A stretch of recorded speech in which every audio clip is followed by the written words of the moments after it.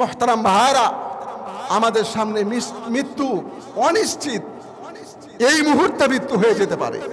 এই যে আমাদের ওমান প্রবাসী ভাইটা কত আশা নিয়ে বাসাতে এসেছিলেন, বাসাতে আর যেতে পারলো না, তার ফ্যামিলির মানুষেরা, সন্তানগুলো যেতে পারলো না। সে কিয়ামত হলে এটা কল্পনা করেনি, যদি করতো তাহলে জীবনে ওই হাইস ভাড়া করে নিয়ে বাসায় যেত না। এগুলো থেকে ভাই আমার আপনার শিক্ষা নেওয়ার দরকার। আমি আপনি কিসের বড়াই করি, কিসের তো আমার আপনার অহংকার, কিসের তো অর্থের লোভ।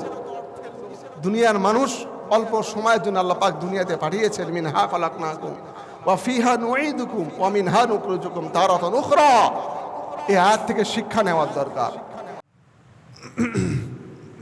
আলহামদুলিল্লাহ, আল্লাহ পাকের দরবারে অসংখ্য শুকরিয়া আদায় করছি যে আল্লাহ রব্বুল আলামিন আমাদেরকে আবারও একটি সপ্তাহ পর পবিত্র জুমার দিন জুমার মসজিদে আল্লাহ পাকের ঘরে আসার মতো সুযোগ করে দিয়েছেন।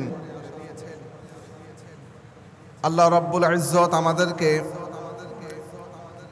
দুনিয়ার অন্যান্য কাজ থেকে বিরত রেখে ফারেক করে আল্লাহ পাক এই মুহূর্তে দুনিয়ার সবচেয়ে শ্রেষ্ঠতম জায়গা মসজিদে আসার মতো সুযোগ দিয়েছেন। এবং এই সুযোগের পাশাপাশি আল্লাহ তাআলা কিন্তু আমাদেরকে আল্লাহর মাহবুব বান্দাদের অন্তর্ভুক্তর একটা সুযোগ দিয়েছেন জুমার মসজিদে আগে আসার মাধ্যমে। সুতরাং মুহতারাম উপস্থিতি, আল্লাহ পাকের দরবারে আমরা কৃতজ্ঞতা আদায় করছি যে আল্লাহ আমাদেরকে ভালোবেসে দুনিয়ার কাজ থেকে ফারেক করে আগে মসজিদে আসার মতো সুযোগ দিয়েছেন। চিল্লায় বলছে আলহামদুলিল্লাহ। লক্ষ কোটি দুরূদ ও সালাম বর্ষিত হোক আকায়ে নাম তাজেদারে মদিনা, দু জাহানের বাদশাহ, রহমাতাল লিল আলামিন, মদিনাওয়ালা, কামলিওয়ালা, কাউসারওয়ালা, শাফায়াতের কান্ডারি নবী নবী মুহাম্মদুর রাসূলুল্লাহ সাল্লাল্লাহু আলাইহি ওয়াসাল্লামের উপর। প্রিয় মুসলিম کرام, আমরা ধারাবাহিকভাবে বিগত দুটি জুমা থেকে মৃত্যু সম্পর্কে আলোচনা শুনছিলাম।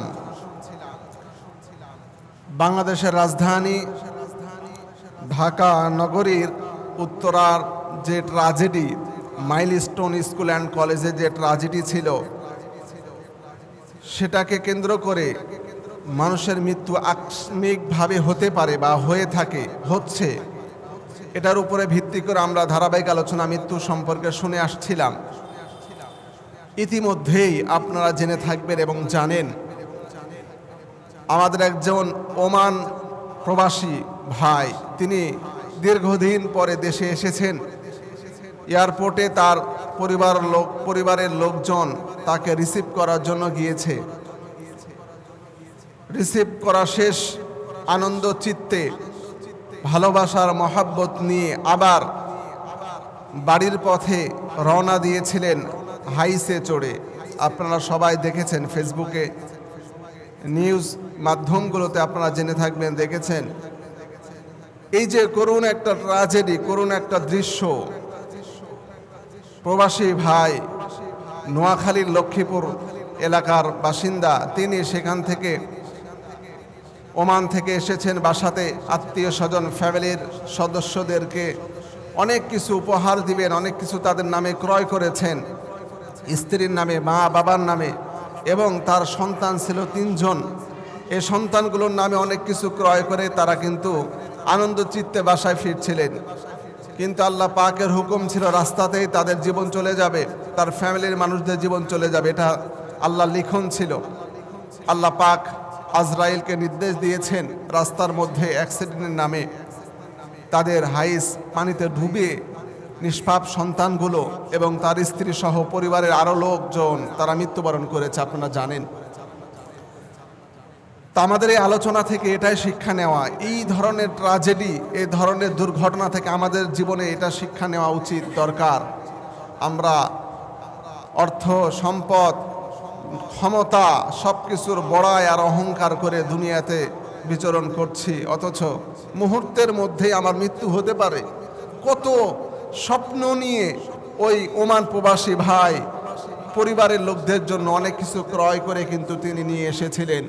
আনন্দ চিত্তে সবাই ফ্যামিলির মানুষ একসাথে কিছুদিন হয়তোবা থাকবেন, এই নিয়তে তিনি এসেছিলেন। কিন্তু আল্লাহ পাক সেটাকে কবুল করেননি। তাদের মৃত্যু এভাবেই ছিল, কখনো কল্পনাও করেনি। ফেসবুকে দেখা যাচ্ছে এক সাইডে তার এয়ারপোর্টের হাসি, আনন্দ, উৎফুল্লতা নিয়ে একটি ছবি পোস্ট করা, অপর পাশে মা, স্ত্রী, সন্তানদের লাশ নিয়ে বাসার দিকে ফিরে যাচ্ছে। এই একটা ক্লান্তি, কষ্টের সিন, চেহারা নিয়ে ছবি পোস্ট করা। হৃদয় ভেঙে পানি চোখ দিয়ে বের হয়ে আসছে, করুণ একটা সিন, দৃশ্য। তো মুহতারাম উপস্থিতি, এগুলো থেকে আমাদের জীবনের পরিবর্তন নিয়ে আসা অতীব জরুরি। হতে পারে এমন দুর্ঘটনা আমার জীবনেও লেখা আছে যেটা আমি এখন পর্যন্ত কিন্তু জানি না। সুতরাং আমরা গত দুজুমা থেকে আলোচনা শুনেছি, মৃত্যু আমাদের জন্য অবধারিত। কোন সময় না জানে আমাদের মৃত্যু হয়ে যাবে, আমরা কেউই বলতে পারবো না। মুহতারাম ভাইরা, আমাদের সামনে মৃত্যু অনিশ্চিত, এই মুহূর্তে মৃত্যু হয়ে যেতে পারে। এই যে আমাদের ওমান প্রবাসী ভাইটা কত আশা নিয়ে বাসাতে এসেছিলেন, বাসাতে আর যেতে পারলো না। তার ফ্যামিলির মানুষেরা, সন্তানগুলো যেতে পারলো না। সে কিয়ামত হলে এটা কল্পনা করেনি। যদি করতো তাহলে জীবনে ওই হাইস ভাড়া করে নিয়ে বাসায় যেত না।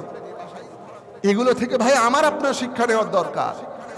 আমি আপনি কিসের বড়াই করি, কিসের তো আমার আপনার অহংকার, কিসের তো অর্থের লোভ। দুনিয়ার মানুষ অল্প সময়ের জন্য আল্লাহ পাক দুনিয়াতে পাঠিয়েছেন। মিনহা খালাকনাকুম ওয়া ফিহা নুঈদুকুম ওয়া মিনহা নুখরিজুকুম তারাতান উখরা। এই আয়াত থেকে শিক্ষা নেওয়ার দরকার। আল্লাহ পাক আমাদের প্রত্যেককে সূরা তাহার 55 নম্বর আয়াতে কারিমা, যেটা আমরা ম্যাক্সিমাম সবাই জানি, সবার মুখস্থ আছে, এই আয়াত থেকে শিক্ষা নিয়ে জীবন জান্নাতি জীবনে পরিচালিত করার তৌফিক দান করুক। সকলে চিল্লায় বলছে আল্লাহুম্মা আমিন। ওয়া আখিরু দাওয়ানা আলহামদুলিল্লাহ।